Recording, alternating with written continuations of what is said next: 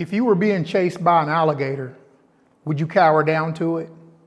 Think about it. Think about the percentage rate of an alligator actually catching you. If you were far enough away from it, would you stay there in your spot where you're standing, or would you take off running? Would you run, or would you be a coward? So my question to you today is why do we do the same thing when it comes to food addiction? Many of us, like me, we cowered to it because it became a process of our life. It became a process of my life day after day after day, to the point to where I just cowered down to it and I accepted it. But just like an alligator chasing us, and we see the alligator 50 yards away, we know that it can't catch us. But what do? We stop and we get frozen in our tracks because day after day, it catches us. And only if we decided to turn around and take off running and move, would it not be able to get us. And it's the same way with food addiction. All right. So today's lesson, we're going to be really discussing. But first, we have to understand, do we even have food addiction? Now, I've just talked about this previously about food addiction. I understand that the word food addiction is not in the Bible, and I'm going to talk about that here in just a second. So just bear with me and we'll get past this point. Okay, but do you wonder if you have an addiction to food? Most of us, I say most of us, would not admit it. Even if I was in front of my friends, I would not tell my friends that I was addicted to food. If I was around my family, I would not have told my family I've got a food addiction that I just can't overcome. Why? Because I would not want to appear weak. I would not want to be embarrassed. It would be a sign of weakness, especially for me as a man. And it would be for women who feel that way also. But it's an addiction that controls our life, or we allow it. Let me rephrase that. We allow it to control our life, just like that alligator that's 50 yards away. We see it and it's controlling our life from 50 yards away. If it takes off running, we'll just put our hands over our head and just like take it. When in actuality, all we would have to do is to turn around and run. Until we come to the truth and understand that, yes, we do have a problem with food, not going to be able to change it. Okay? So first, let's identify if this is you coming to the sense of you may have a food addiction. Let's first find out whether you do have one. And I'm going to give you a definition that you can look at. And by the time you're done reading it, you should be able to say to yourself whether you have a struggle with food, or you can call it addiction, or whether you don't. It's that simple. Okay? So let me pull this up for you. If you can answer this question or this statement, and it pertains to you, continued use of a substance, meaning food, despite knowledge of harms, physical or psychological. Now, let me speak on that for a second. There are situations that we come across in life that are psychological. Maybe things happened to you in the past that caused you to be the way that you are today when it comes to struggling with food addiction. There may have not been things that happened in your past, and you just like the pleasure of food, just like me. So at one time I could have said, well, my mom and dad made me eat all of my food. I can lay the blame on my mom and dad if I chose to take that way out. I could also say, hey, I just love food, and which is really the truth. I really did love food, and it was my pleasure. So let me read this again to you. Now that we've got the proper context. Continued use of a substance despite knowledge of harms, physical or psychological, and despite repeated attempts to quit. Now, how you answer that is going to give you your truth.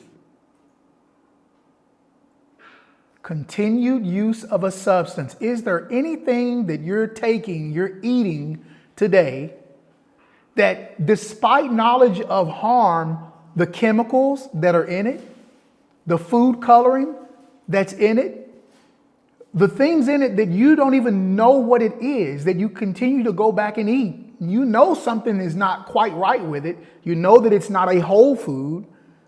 It's a processed food, physical or psychological, and despite repeated attempts to quit. How many times have we said to ourselves that we want to lose weight? How many times have we said to ourselves, we want to quit eating that pizza, or I need to quit eating those donuts, the candy bars, the ice cream that makes me feel so good, the Church's chicken, the Popeye's chicken, the Kentucky Fried Chicken, all of it. How many of us have been through that and said, I'm going to quit? And we find ourselves on another cycle again. If you really look at this statement here, it will be able to tell you whether you deal with food addiction. Okay? Now, let's get into this part. I know that the Bible does not specifically talk about food addiction. Okay? It doesn't talk about addictions at all. The Bible talks about characters. And let me give you one. Okay, so if you are a person who steals, the Bible would call you a thief. In today's time, what do we call a person who has a character where they're a kleptomaniac? They are always stealing something. Anytime they're around you, they go to the grocery store. Today's time, we call that a thief. A person is known by their, hey, look at Bob over there. He's a thief. Okay, let's look at another one. How about a liar? The character the Bible speaks of, the particular sin, is a lie. But when you carry that character out in your life, you're known as a liar. Okay, so we see that we're speaking about characters. In the Bible, what do we call a person who drinks alcohol obsessively? They're called a drunkard. A person is known by their character. Hey, there goes Ned the wino. He's a drunkard. You see how important our character is? But sometimes it's hard for us to relate that when it comes to food. And when it comes to food, it's like a total separate, different issue. When it comes to food, what does the Bible say about a person who overeats? They're called a glutton. And see, today, what we have done in this system that we live in, it's okay to call somebody a drunkard. It's okay to call somebody a liar. It's okay to call somebody a thief. But it's not okay to call somebody a glutton. Because now in today's time, you don't want to make people feel bad about their uncontrollable eating. You see, the difference between a drunkard and a glutton is this. A person can be an alcoholic, is what we call it today. We want to give it a different kind of name other than what the Bible actually calls it. A person who is an alcoholic, you could not know that they were an alcoholic. Why? Because they could stay in their house, and every night that they go home, they get drunk, and you would never see them. You would never have any idea that they were an alcoholic, or as the Bible would call it, a drunkard. But a person who is a overeater, or as the Bible would call a glutton, which is what I was, that character follows you because for many of us, it's a scene character. Like, I have to come out of my house. I have to go to work. I have to go grocery shop. I have to pick my children up. And for me, it was obvious that I had a problem overeating because I wore it. I wore it all over me. All right. So just want to show you different characters that are mentioned in the Bible, but I want to give you some hope. I know that can sound very depressing, but there is one character that will lift you up. I want to leave you with this. There is just like a drunkard and a liar. There is one more that we're going to talk about, and that is a overcomer. I believe that all of you have the ability to overcome. Yes, I'm talking about you. You have the ability to overcome. You just haven't quite found out how to get there yet. You haven't quite found out how to process. There is an alligator that is right there and it sees me. I'm getting ready to back up and I'm getting ready to turn around and I'm getting ready to run. That alligator is addiction. But you have the power in yourself, in your being, in your mind. The Most High gave it to you. He gave you the power to be able to make decisions. So he's giving you the power to make a decision, to turn around and run. Now, one thing I want to show you is I want to show you the characteristic of an overcomer. An overcomer is someone who prevails or triumphs over challenges, hardships, or setbacks they encounter in life, showing resilience and determination in the face of adversity. Showing resilience and determination in the face of adversity. You have the power to become an overcomer despite food addiction, despite gluttony. You have the power to overcome it. You can be resilient if you choose to be. Don't cower down to it. Don't cower down. Make a decision that you're going to get off of that hamster wheel, that cycle of dieting, that cycle of trying and failing and trying and failing and trying. Get off of that hamster wheel. You can. It's possible for you to do it. I believe in you. And why do I believe in you? Because I saw what happened to myself.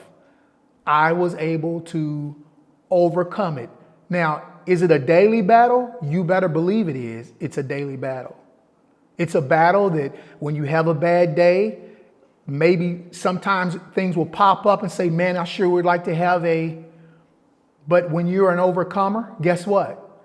That won't be an answer. You see, you're going to get to the place where ice cream will not come up as your answer. And I know that, there are a lot of groups that they don't want you to say the names. They call them triggers. We're not going to do this on this channel. We're not going to play around it, okay? We're going to talk about those things that make us struggle. So if ice cream was one of the things that made you struggle, listen, you're going to get to the point to where somebody can mention ice cream, and it's just like they just said the word ice cream. Somebody's going to be able to mention the word donut, and you'll think nothing about it. Cake, think nothing about it. It's not going to be a trigger for you. Believe me, you can get there. Okay, one more thing I want you to look at. Do you believe that the life that we are living right now, that there is adversity? There are things that are adverse to you being an overcomer? Of course there is. Let's look at the word adversity. Adversity involves facing unfavorable or challenging circumstances that test an individual's resilience, determination, and ability to cope. It can manifest in various forms, such as financial struggles, health problems, which may possibly be able to be reversed, relationship issues, or professional setbacks. When confronted with adversity, individuals often experience stress, uncertainty, and discomfort. However, overcoming adversity requires perseverance, problem-solving skills, and a positive, listen to this word, a positive mindset. It involves adapting to challenges, seeking support when needed, and finding inner strength to navigate through difficult times towards eventual growth, learning, and success. All of that is possible. Overcoming adversity requires you to take time to change it. It's not going to happen like that. Of course, there are many things that you can do. Let me give you an example. Like, I used to use profanity growing up. And when I became a believer, I cut profanity out cold turkey, just like that. It wasn't oh, I'm sorry, that slipped. No, I quit just like that. We can do that. You can do that. If you feel like that you are in a trap with this addiction, I'm going to be the first to tell you, I believe in you. I'm going to be the first to tell you, you can do it. It doesn't matter how many times you failed. If you failed 1,000 times, it doesn't matter. Get back up and let's get it. I believe you. We have so many adversities that are set up against us when it comes to food addiction. Let me give you a couple. The whole food system is adverse to us. This ultra-processed food that we're going to be talking about is adverse to us. Ultra-processed meaning it has been altered from its natural state. Sugar has been added, salt, fat, all these flavorings, all of these things that has altered the food the way that it was originally supposed to have been. It's been altered to make you like it more, to cause you to be addicted to it, to make you buy it and go back and buy it and go back and buy it. That's what it's made for. Okay, so on this channel, we're gonna really work hard at helping to change our mindset about food. We're gonna learn what food is, and we're gonna learn what food is not. The good food will not cause you to become addicted to it. You will not have an adverse reaction. You won't have any adversity towards you at all when it comes to whole food. Why? Because it was created for us. Ultra-processed food, on the other hand, it acts adversely to us. And it acts adversely to us because if we stop eating it, our bodies start to have a fit of rage because we're no longer eating it. Because our bodies want what we've been giving it all of these years. So you're an overcomer, okay? Today, this is what I want you to consider yourself to be. You are a mover today, all right? You're going to move from the place of addiction. You're going to move into a place of freedom when it comes to your food, all right? Keep watching the channel. Hey, if you would subscribe, you'll see every time I put a video up. Check the links down below that are going to be in the description. Also, if you haven't been to the Facebook page, From Process to Pure Food Movement page, I'm going to be posting information on there. I'm going to be posting videos on that page. So if you would go and like that page so that you can stay connected. All right. So I will see you the next time. Until that time, Focus on being a overcomer to overcome this food addiction that has been hounding us for the most part of our lives. And for those who are Bible believers, let's learn to overcome our sin, our idolatry of food, which you've heard me say previously. Today's food system is a little bit different than it was 2,000 years ago. They didn't have ultra processed food back then to cause a person to become addicted to food like we have today. All right. So let's make the king of our lives, and let's make sure that we're not making food the king of our lives. Until I see you all the next time. Bye-bye.